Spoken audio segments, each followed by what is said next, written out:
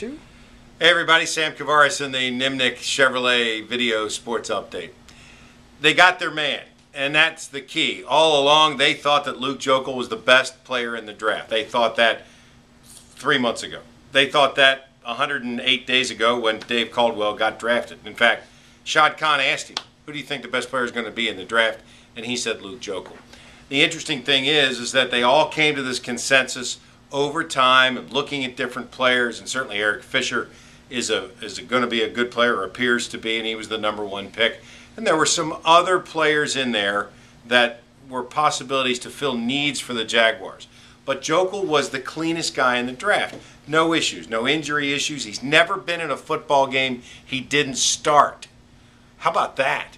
He is capable of playing right tackle, which is where he'll play for the Jaguars.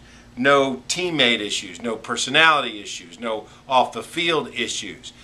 No production issues, and I think that's very important. You can have all the measurables you want, and certainly Joeckel has all that. They talk about hip swivel and arm length and how much height, weight, but production comes down to it. And when you talk about production in the Southeastern Conference, remember, this is the first SEC player that the Jaguars have drafted now in 5 years.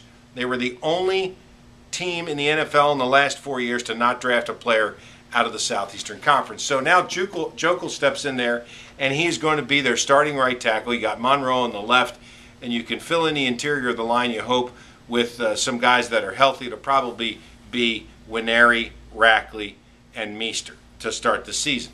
Pretty solid. The Jaguars gave up the 3rd most sacks last year in the league, so consequently you think maybe you have some of those issues resolved. To me, it's the good pick, it's the smart pick, it's the building pick. It is not what a lot of people would like is the flashy pick. But I was very impressed with Jaguar fans that we talked to after the pick and how excited they were, knowing full well that this is how you build a winning football team. Going to be some pain, no question about that. And you know, if the Jaguars win 6 games this year, that'll be a lot.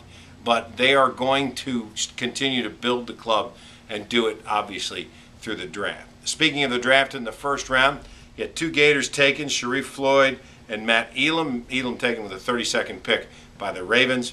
You had 2 Georgia players taken and 3 Florida State players taken, including E.J. Manuel, who was the 1st player taken in the draft.